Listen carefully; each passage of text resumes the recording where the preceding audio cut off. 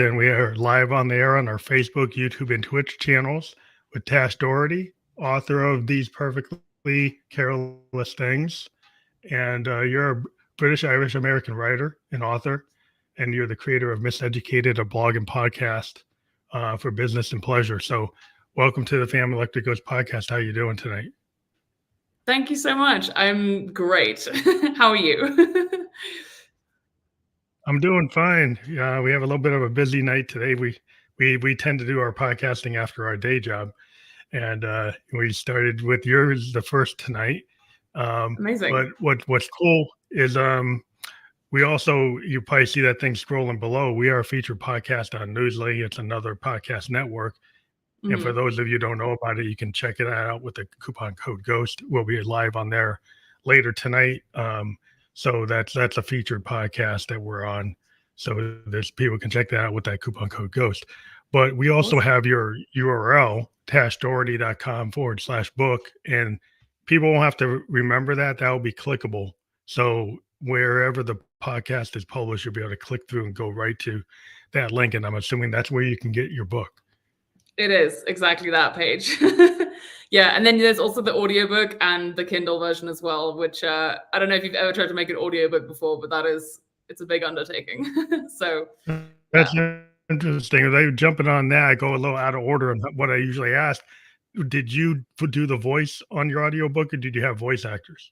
No, I did it myself. Yeah, I heard from people who really like audiobooks that it's very important for authors to be able to read their work. So I took it upon myself to read my entire work. I live in Mexico City, and I rented a studio here for about 12 hours to read the whole thing, including all of the mishaps and everything. And then after that, I had to do like a couple hundred hours of editing to get that together. But That's cool. Yeah, now I have an audiobook, which is awesome. Oh, congratulations on actually using your own voice, because I know some people, they don't do that, but I think it is more authentic if you actually hear the author. Right. Yeah. That, being a music producer, I kind of come from that point of view. But so one of the first things we like to ask, besides what we just asked, is like, what motivates you and why do you do what you do? Why did you want to be an author? Oh my God, that's such a great question, because I started writing this book when I was like 14 years old. So it's been a while. So it took me all the way to publishing through it. I originally wanted to do it because my English teacher at the time just told me that some other girl in my high school had like published and become an author in like a single summer. So I was like, how hard can this be? But over time, I really came to love the process of writing. Just like, I'm obsessed with writing. I find it really like therapeutic. I really just enjoy doing it. And so, yeah, I just like got really into the story and the characters in the book and everything. And then it just became, now that I'm older, it became like my childhood dream. You know what I mean? Like, I always remembered that I wanted to do this book for ages and ages and ages. And then last year I was like, I have to just finish this and publish it. And now it's available, which is amazing. It's interesting. I talk to a lot of creative people, and it's always that a lot of times there's a difference between a creative person and a person that, can't see themselves, doing any kind of art or creativity. Is the fact that you kind of get out of your own way, and you don't have as much of that imposter syndrome to the point where you actually do the work. Right? Yeah. You actually put it out there. And that's a hard thing for a lot of people to do. A little bit. There we go. But it seems like a hard thing because a lot of people are so scared about what other people's opinions are, or trying to comparison trap. Try to like, well, I can't be Langston Hughes. I can't be Orson Welles. I can't be, I can't be all these other people. So I shouldn't even try art. Right. I mean, I also went to business school and like have spent time working in industries that I didn't really like and trying to do what other people, would consider good jobs and that kind of stuff. But I was just very unhappy. So sometimes you get so unhappy and so fed up and frustrated with how things are going in your life that you actually like make change. And that's what I had to do in order to like get my book out there. And also, I mean, the process of like publishing the book was also difficult because I was an aspiring writer or an aspiring author for like 15 years, like I'm almost 30. So like I've spent almost half of my life aspiring to be an author. And now actually that I am an author, it's like I've also had to kind of lay to rest that younger that person inside of me that I have been for the last 15 years. And that amount of change, I think, is also terrifying for people. But then there's just some things that you just have to do. Like I just had to finish this and I had to self-publish it because it was taking forever. It would have taken too long with traditional publishers and everything. And I had to finish this book so that I could move on and then start other books and like other fun projects too. So yeah, we made it. Well, I think it's interesting also that a lot of people, you find that you're not comfortable with the plans that people say are like what you should do. Right. Like what your parents say or what the society says or what your college says or the expectations. You go to a business school, boy, you should be an MBA, you should be on the board, you should be a CFO, you should be a CIO, you should be you expect you to be running your own business, be an entrepreneur. So all these expectations, and then you like, well, I want to be a poet. Yeah. Everybody looks at you like, poet? How are you gonna make any money doing that? Yeah, my mom still says that to me. She's still like, how are you gonna support yourself and make any money? But I am actually celebrating 2 years without a full-time job this March. So it can be done.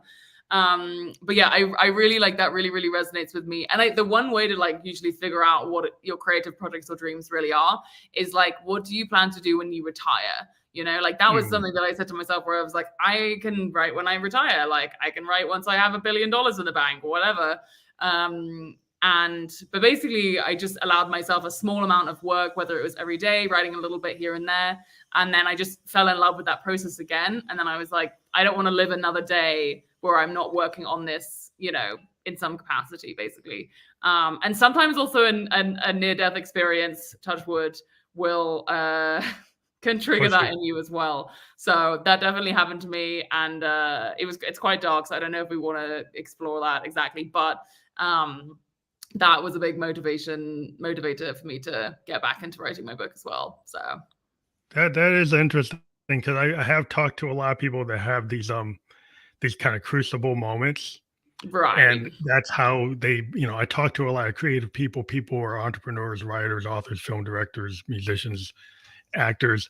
And a lot of times they finally get into it because of some kind of pivotal thing that happens. And sometimes it is like near death or it's medical or it's something that happened that triggers them to say, well, why not try to do something I really want to do instead of not being happy? Yeah, exactly. I think for me, it was like I was already trying to write my book and trying to do some articles and stuff when all my stuff happened to me. But like that, it did unfortunately like catalyze it a little bit. But I would say though, for anyone that does go through something really, really terrible and near death, like in terms of that, is that I think also the focus on post-traumatic growth is kind of like, it's unfair, right? Like if you go through something really difficult, the fact that you have like survived and like gotten through that, I think is successful enough. Like we're not all going to be like Oprah and like going on and being like, yeah, I'm so reformed now I'm like this incredible like 7-figure entrepreneur. Like no, like the difficult things happen to people. There's like lots of setbacks and stuff, but sometimes it just remembering, Steve Jobs, as he would say, like if this was the last day of my life, would I want to live it how I'm living it today? That's huge. Yeah, I think that is the kind of motivation because a lot of times, like the scale of the way things are, it's like if you look at, there's an expectation that people kind of fit in the box. Right. And a lot of times artists, we're on the kind of the like different sides of that scale. We're on the like different extremes and everybody wants you to be kind of in the middle, but middle of the road isn't kind of where the artist mindset is. Like the artist mindset is usually something that's kind of at the bleeding edge. Like you're doing something that's your unique voice, so it doesn't really exist, right? You might be something like this, but what you're trying to say with your art is usually very personal and vulnerable and something that's like you. And like there's no real understanding of how that's going to do until you put it into the world and put time behind it. So it's a risk. Right. And people tend to be risk averse. Right.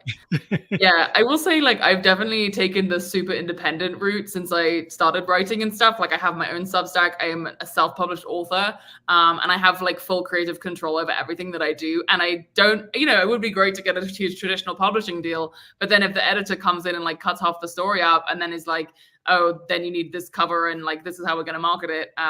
Yeah, I'm trying to do. It's obviously a lot more work to do it alone. But in a way, then you don't have anyone meddling in your stuff, and it's the internet days, like we can post whatever we want to on the internet. Obviously, people are gonna have their opinions and stuff, and like maybe hate the things that you do. But it's important, I think, to like speak your mind and just do what you do the stories that you want to do. I think it's very important. Well, sometimes I'm a producer, and one of the things we run into is you get some artists that don't have a clear vision. Sometimes I'll run into an artist and they have a totally well-defined vision. They know exactly what they want to do.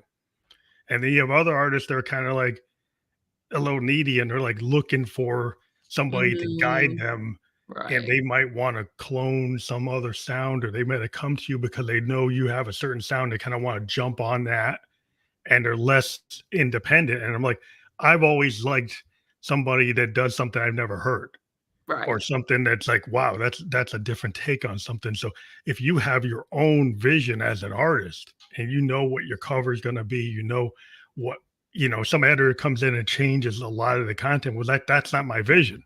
Right. That's your vision. So yeah, I think do that. Something like the book, I think, because the book really meant a lot to me. It was like I had been working on it for like over a decade, and I was like, I'm gonna not mess this one up, But I think it's okay as well to not know exactly, how everything's gonna turn out. It's like every week I publish a new piece on my Substack, Miseducated, and like not every week a lot of good people are going to read it. Sometimes I even write a piece that I really love and then it doesn't resonate as much with people. Well, that's okay. Like you're just going to keep putting out work and then eventually things are going to catch on. Like it's not all like crystal clear.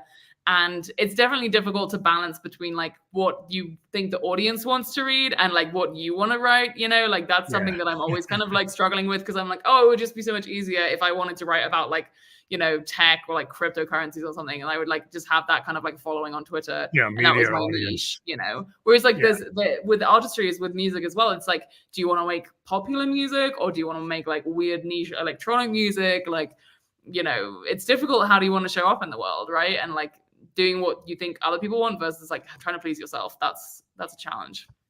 Yeah. It's always been, a lot of the heroes I have are people that went through, not instant fame, like Bob Dylan. Bob Dylan, he tried to emulate Arlo Guthrie, Woody Guthrie.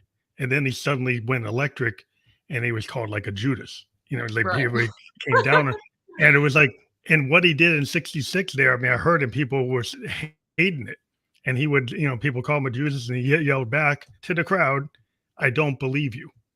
And what I really loved about that, here's an artist that tried to redefine in real time who he was. People yelled at him, called him a Judas, and then he yells, I don't believe you. And so that was very inspiring to me because like, and everybody knows how big Bob Dylan is today, but that was like at the beginning. Totally. And he had that kind of reaction because he chose to do something unexpected of what even his fans did not like what he was doing. And I was like, sometimes you have to kind of push it. Because that's where you have to constantly like recreate yourself and try to break out of genres and stuff that you find yourself getting stuck into, and redefining yourself as an artist. So yeah, it's not an easy thing, which is also why I don't understand like people who don't like writing, who are authors, like I like, at least for me, I find it to be a very enjoyable activity. Like that's why I want to do it all the time. But like if you don't even enjoy the creative process yourself, I feel like that's where most people give up because they just don't, they don't have enough like soul and interest in doing it, which makes sense. Like, why would you want to put yourself through that much struggle if you don't even enjoy doing it? Well, the vulnerability, I think it's like when you're an artist, you're willing to be vulnerable. Right. You put your piece out there, like you said, you could have a piece that resonates with you, and it's like, this is where I'm at right now. And if you have a website or podcast, you can immediately put it out. And I do that. I put out songs, and sometimes I get thousands people to like it and to get one person to like it. I'm like, when that the song that one person likes, like, I dug it. I thought it was the best thing I ever wrote. But it's like, maybe not. Maybe it's like they didn't get it.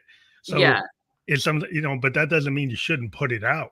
Right. It's just the practice of putting the work out there too, which is, I think you're saying is like, you're putting out multiple songs and putting out multiple pieces. Like there's no telling, even as creators, like we don't know what's going to do well, what's going to resonate, what isn't. The classic example of this as well, just recently, I read a really good book called How Not to Die Alone by Logan Ury. And I've been trying to like date more recently. So one of the things that she talks about is that you should select like 20 photos of yourself and then get a close friend or somebody to evaluate which photos of you are the best, because you cannot, for the life of you, see subjectively which one is the best photo. And my friend, I showed a couple of my dating profile pictures to like a couple of my friends, and they chose this one of like me in this red jacket that I don't particularly like, and they were like, oh my god, I love this photo of you. And I was like, what? Like, this doesn't make any sense. But now it's on my dating profile, and hopefully it'll help me get more matches.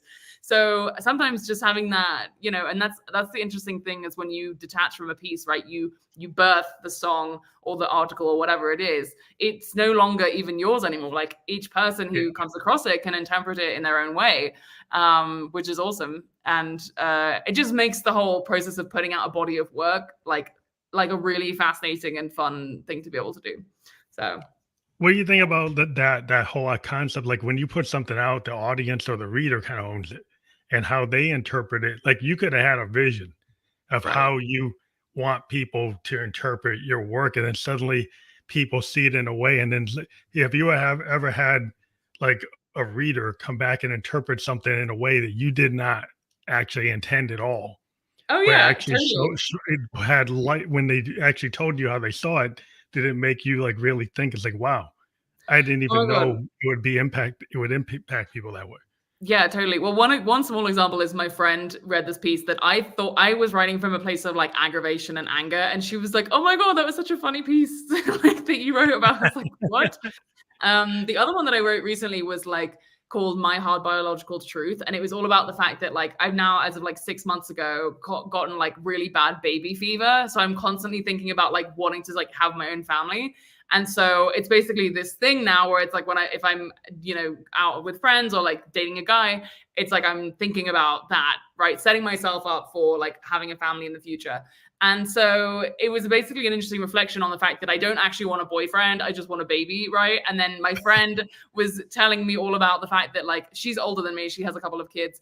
And she was basically just saying that a lot of her friends just settle down with whoever when they're in their mid to late 30s because that's the guy that was there when they decided that they wanted to have kids.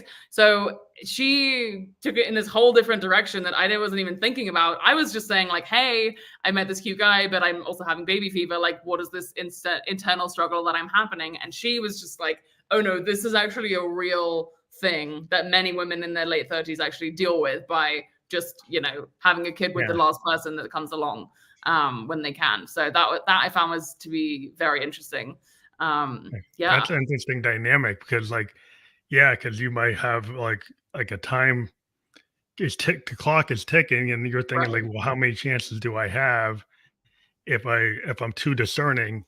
Well, I missed my shot, and so then it's like it tells like the whole story of like romance. It's like everybody has these big ideas like romance is like the Titanic or something, like some big romantic story, and then like sometimes you talk to your grandparents, your great grandparents, they talk to your uncles, and it's like, they were like, we were in the village. What happened? That was it. Yeah. And like, that's also the point is that here I am. That was exactly what the piece was about, was like, I met a guy for like 15 minutes and here I am projecting like our future trajectory in a really like unrealistic way, like that's an interesting point about it. And I think the point about it in general, and this is like the same with all forms of art, is that in the specifics, people can relate to the universal, right? Like you think that you're like, distracting people or like taking people away from the experience of art if you're talking about like, I don't know, the lint on the corner of his bow tie as you're like going to the opera together. But like in those details, that's how you actually tap into like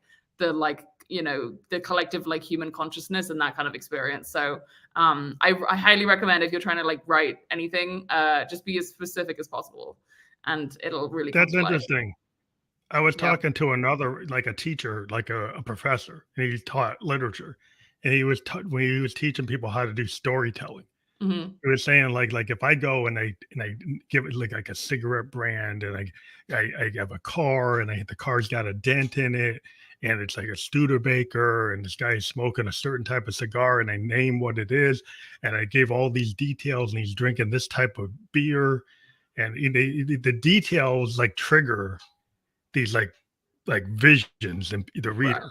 Yeah. And then they latch onto it. You don't know which ones they're going to latch onto, but it kind of pulls them in. It's like, as a writer, that you start to learn like how to paint. Like we are musicians, we talk about sound painting. Mm-hmm. We try to layer things to kind of trigger the same thing. Yeah. So we'll have sounds that we're trying to trigger certain emotions. We're trying to trigger certain feelings, and hoping that they'll bring that up, at least where we're at, and maybe other people will feel it too. But yeah, that's totally it. And like, it's also more fun that way, I think, as well, because then whatever you're saying is like uniquely you. You know what I mean? Like especially in my book, I talk a lot about like what teenagers were doing like 2010 in London. You know, it's like a super specific, like I even have a Spotify playlist that I made alongside my book. It's these perfectly careless things. You can find it on Spotify with the cover as well. And it's like a list of like 100 songs that were of that era. So like as you're reading, if you want to like read along with it, whatever, but it's like that was the music that we were listening to. So you're catching the vibe. Like, drinking, buying shitty vodka from like the corner shops, and like going around to each other's houses when our parents were like out of town, you know? So yeah, it makes it more fun. That's the vibrancy of writing in life. It's great. So in terms of like writing practice, when I talk to some, musicians, like sometimes they do it, they write on the bars. They take a sheet music and they write the bars down. Sometimes people will have notepads or voice memos. They go to their piano, they're very, they come from different places. So it's kind of like this idea. Do you do a lot of stream of consciousness? Do you do a lot of planning? Or it kind of is whatever serves the piece? Oh my gosh, that's a great question. I don't really have a specific writing process. One thing that I will say though is I do have this like note. It's kind of a fun, like it's actually just pieces of paper, which I bought on the street here in Mexico. But basically, if I'm going to go for a walk, I write like a question down. So maybe it's like, I also have to do a lot of social media and like TikTok and stuff. So I'll be like, what should I do on my TikTok this week or something? And then I write that question down, and like answers and ideas will like come to me as I'm walking around. So I just have like little, sticky notes and things there. But yeah, apart from that, in the morning, I really try to like get some writing done. It doesn't always happen. And then other times, like a lot of times at night as well, like an idea for a piece will just like come, and then I have to sit down and write it. Otherwise it's just about practice, I think. Like if you're doing, and then I also do morning pages like every day. So like my three pages of like stream of consciousness journaling. And then other days, if I feel like a specific emotion, like I'm feeling really angry about something, or I'm really upset about something, or just like stressed or whatever, then I will just sit and write, without any specific ending, until I feel like until I feel like I've understood and like reflected on the issue, and then things have like improved from there.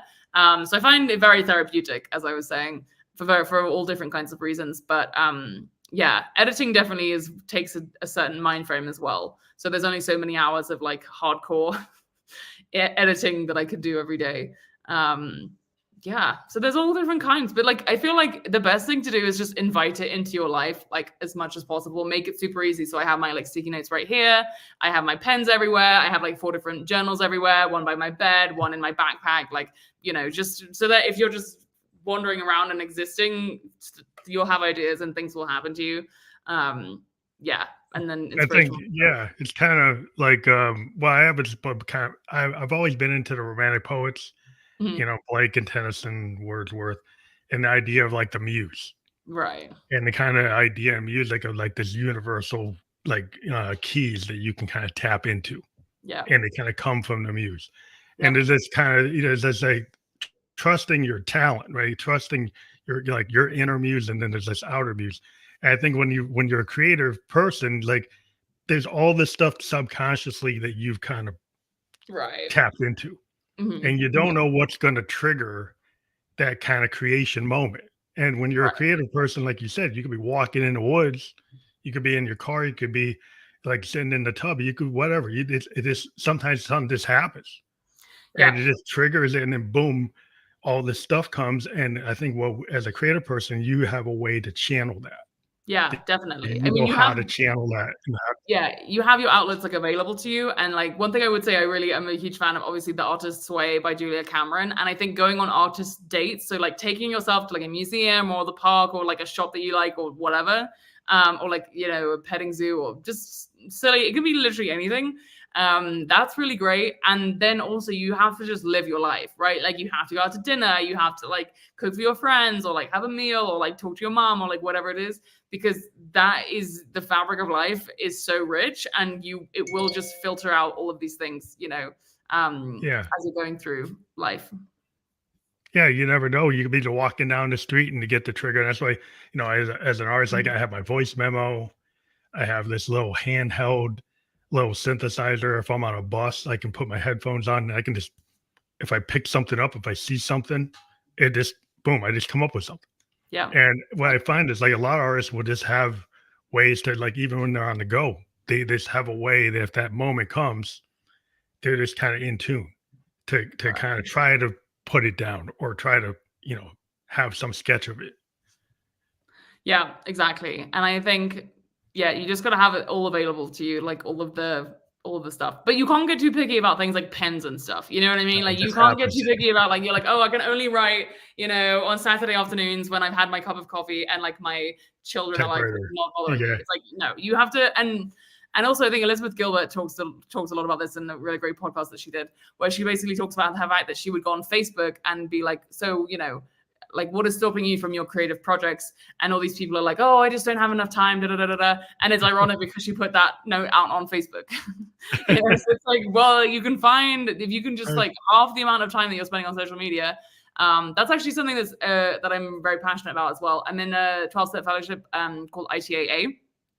So I'm not like affiliated with them. I don't speak for them or anything, but I go to their meetings because they talk about like how to not be addicted to the internet. And I want to not be compulsively using the internet. And so I started joining them like in August of last year. And it's made a huge difference as to like how much I'm writing, how much I'm reading, you know, my actual creative output is like been hugely changed by going to their meetings. So that's a whole that's life interesting because a lot of times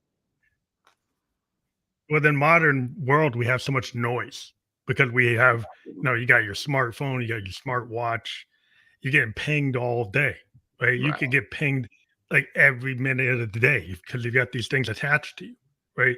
And if you don't, as a person, like even if you're not an artist, if you don't find a way to kind of disconnect and get some kind of peace and quiet from the noise, because I find as an artist, what I found is if I actually have some quiet time, like there's nothing going on, and I just kind of clear my mind, even if I'm not going to meditate or something, just kind of have a peaceful place where I'm not getting TV or internet or anything coming in, that in those quiet moments, that's where sometimes things happen. Right. Exactly. But if you don't give yourself that peace, if you're always on or always getting inputs, then where's your kind of discerning? There's no discerning that quiet. Yeah, exactly. One of my writing teachers, Anne Randolph, says that the key to creativity is mental and physical relaxation. And so the other day when I had to like write a piece, it was like really late at night on Thursday, and I usually publish on Fridays, and I had like written nothing. So I just was like, I'm gonna get ready for bed. I was literally about to fall asleep, and then that's when an idea for a piece came to me, and I would just like wrote that. I was like, that's it, and then done. Boom, that's done. Yeah. So yeah, mentally and physically relax. I highly recommend. But I wanted to also talk about you talk about how you went to the Wharton School, and that's business. I did. But I think a lot of times artists, you know, if you have some kind of structure, like a lot of times people say, well, I just want to be an artist. I don't want to have any kind of business structure. I don't have any kind of logical structure. Right. I just want to be a pure artist. Right.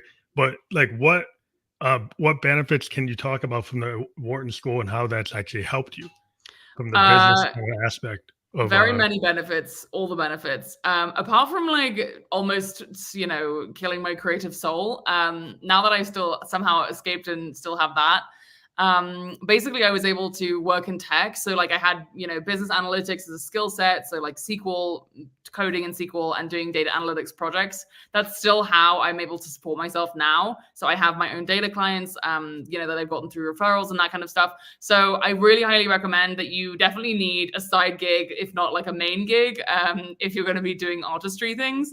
And the good thing about freelancing, at least, is that you can be in control of your time. So I can do this podcast at like 4 p.m. on a Friday or like a Tuesday afternoon or whatever, and like no big deal because I have other time in the day when I'm doing my work. So at least the structure of freelancing life really works for me. But as much as I detest my data career, love my clients. I don't know if they're probably not listening, but but they're great. The people that pay me are great. But apart from that, it's like just a means to an end so that I can have more of my time available to focus on the things that I really want to do. And a lot of the times with, music or art or writing, it's like these things can take years and years and years before you have any kind of like meaningful following, and people will pay you to speak publicly, or people will pay you to like, I don't know, do other consulting projects that are like related to your art. So it's important to have income and to be able to live. Yeah. And sometimes it just takes a bit of figuring out though what that variation is for you. Like for me, I don't want to have a full-time job ever again, so I just do freelance data consulting, and that pays my bills, and then I can yeah. So that's what the Wharton School gave to me. So thank you, Wharton.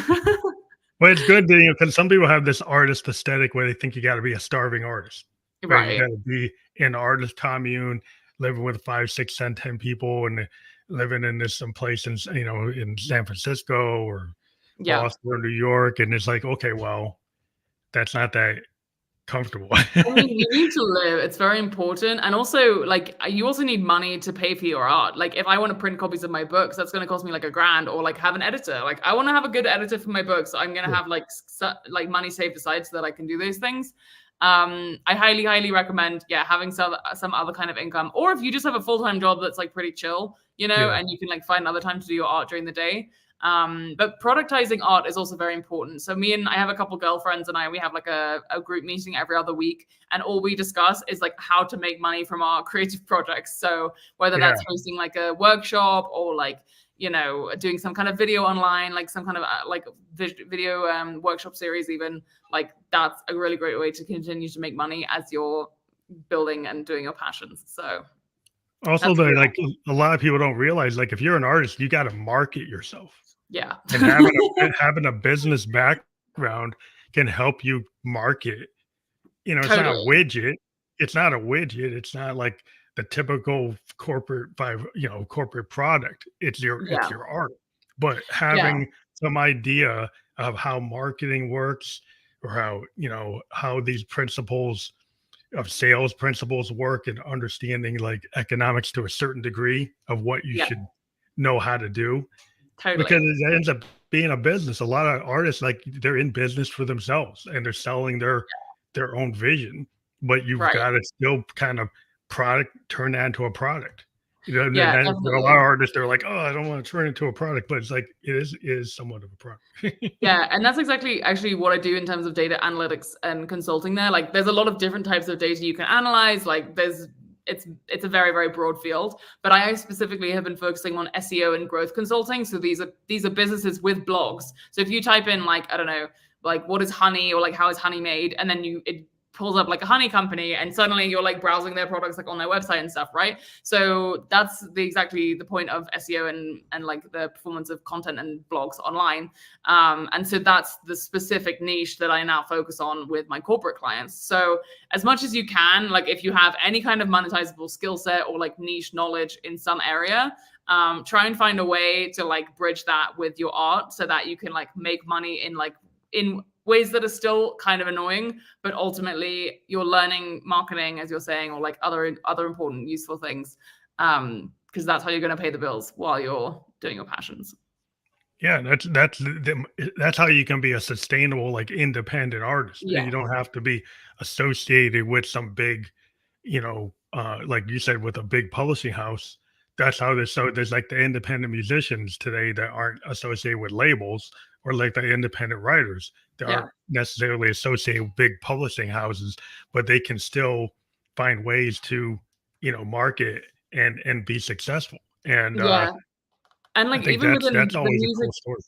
like the music industry, like Spotify, like and then Amazon and also Spotify with audiobooks for like book people, like these platforms are like absolutely decimating like the income of like independent artists and stuff. You know, like I have musician friends and they say that they need like 3,000 listens to get like 1 cent or something out of Yeah, the it's Spotify terrible. royalties. So basically we all like have to be on these platforms and like do all of our own marketing anyway. But I would say like for musicians, being a merch, having a cool brand, like I don't know, Hermanos Gutierrez or like Jungle, like these people have like incredible branding, and then you want to wear their merch as well as listen to their music, and suddenly, you know, you've got shows and tours and like concert tickets and like people wearing your stuff. So there are just like there's just tricks to the trade that is the actual dirty work of like building a scalable artist life. And that's exactly what, you know, people have to do. So not easy. Merch. Yeah, merch. If you think about it, like, yeah, you have to like. I make more money selling my shirts literally than I do making my music. But the music is kind of like it's like the radio. The music right. brings people in, and they get aware of you. Totally. And then if your merch tables, you sell your shirts and your pins and your all kinds of things, and those things actually bring in the cash. And then owning the rights to your music, then what we tend to do is licensing. Licensing, and you understand that as a writer, is like if you license your stuff and it gets into a Netflix series, or it gets into like, or you audiobooks or different platforms or film, or that's how you can monetize. And you don't necessarily have to be the biggest name in the world to suddenly start getting some pretty good deals.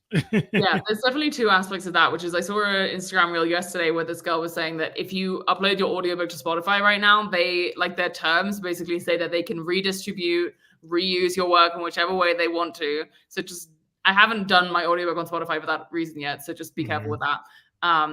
Yeah.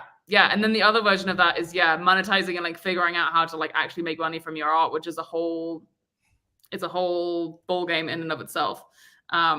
But yeah, I guess you also just learn over time. You know what I mean? Like you're not gonna wake up the first day and be like, you know, this is how I'm gonna live as a full-time artist. The other thing I'll just say is that what is also pretty clear. I'm trying to remember the guy's Instagram handle or his platform, but anyway, there was a talk at a conference that I saw a snippet of recently, and it's basically the idea that probably like the top 1% or 5% of your listeners who are like the diehard fans, they're the ones who are going to pay for the merch, who are going to show up for the concerts, like all that kind of stuff. So like you're not actually really, obviously people want like big audiences and like, yes, you want everyone to like be able to experience your work, but it's completely fine if not better, that 1% of the top people that listen to your stuff, those are the people who are going to be like actually supporting you.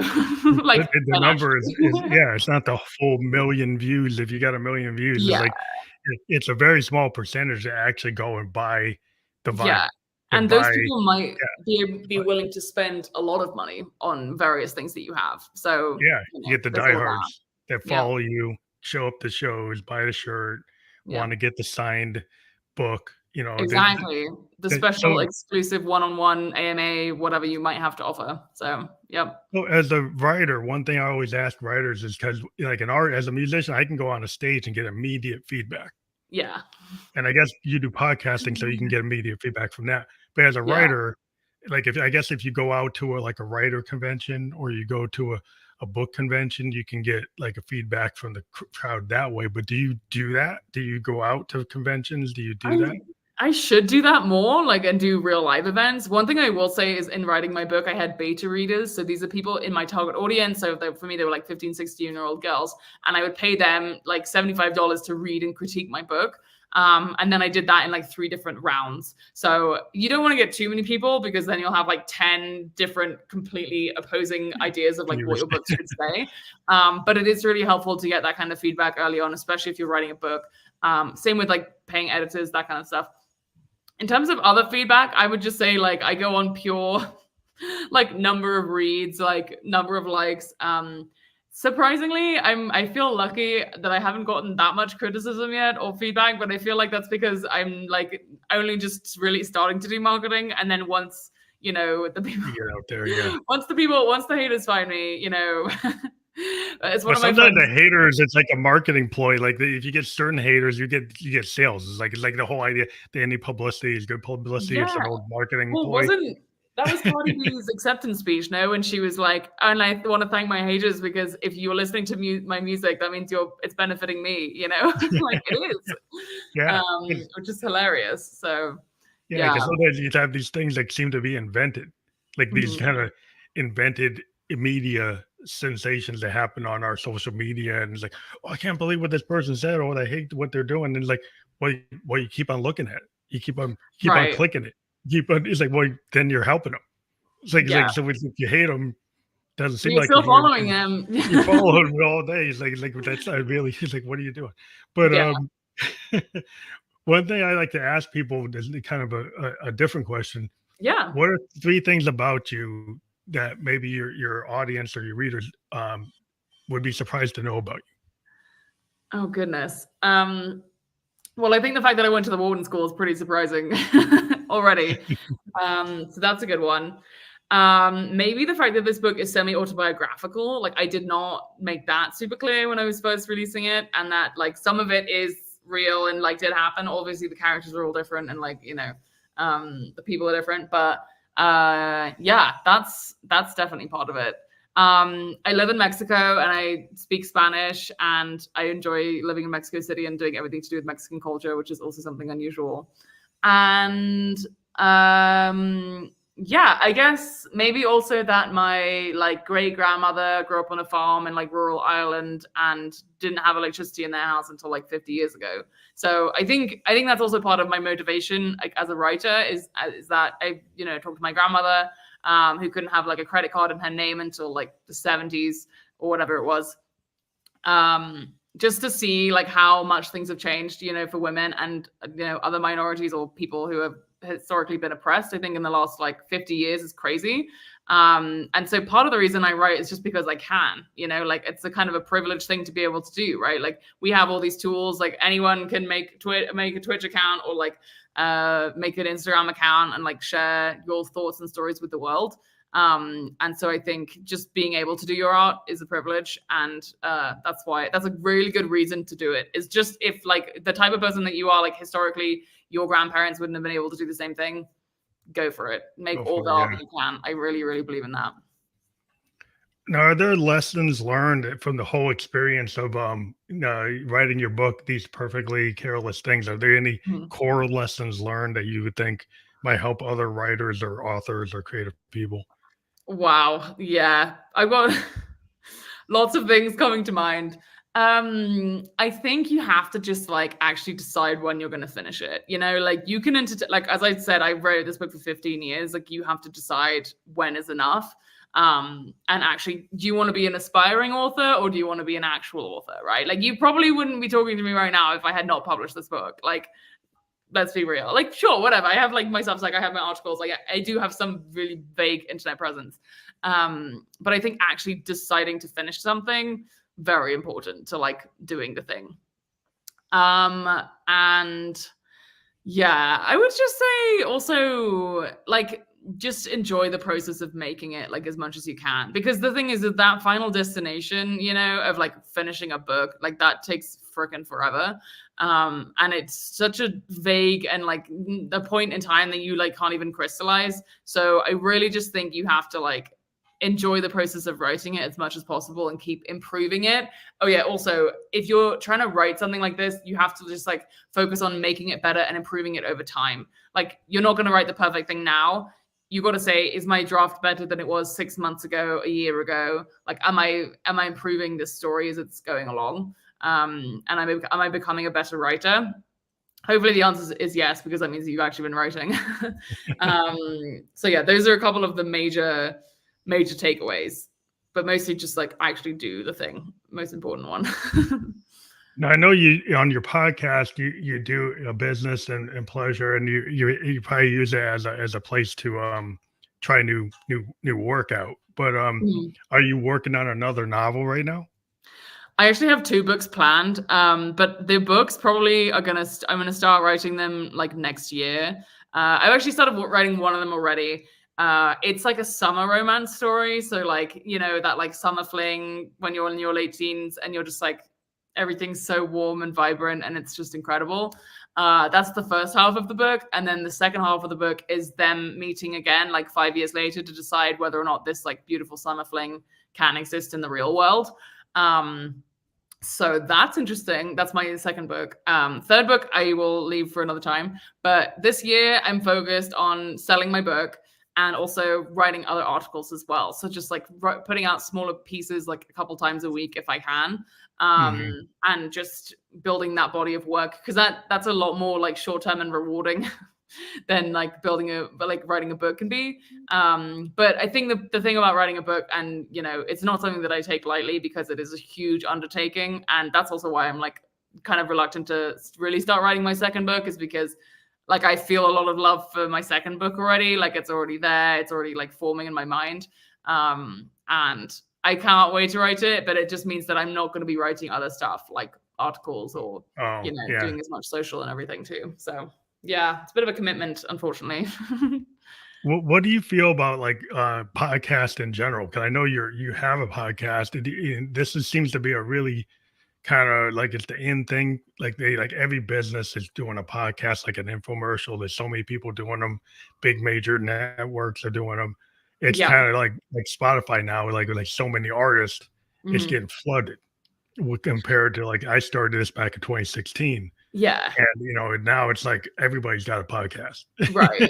Yeah. I mean, I also used to work at Vox Media with a V, not Fox, Vox Media in New York. And I worked on podcasting and the monetization business around podcasting. And it's definitely, you know, one of the fastest growing businesses in the media industry. Especially if you can get like advertising and that kind of stuff. I think storytelling is really important and it's really fun. And like my other friends who are gay have one called Mind the Gape, you know, like just whatever it is, like people should be able to make their own stories and like and share those with the world. So I'm very pro podcasting in general. Like, do we think that we're gonna have like an excess of shows? I mean, yes, but then hopefully, you know, the meritocracy will happen and then like the best will somehow rise to the top. I mean, who knows? But I just think storytelling is very important. And my one of my main reasons with the podcast as well was like, if I don't tell the story or help somebody tell the story, then their story may never be told. Like my grandmother's story is on there, which is really interesting. So I learned a lot about her life when I interviewed her. And it is a lot though. I mean, to get I like that you do this live, because like I would used to have to edit my podcast episodes and that would take me like 10 hours an episode. And when I'm not getting paid anything to do that, it's a lot of time, you know. It's like audio editing is not my favorite thing to do. Which is why I have an editor now. So it's challenging, but storytelling's fun. So yeah.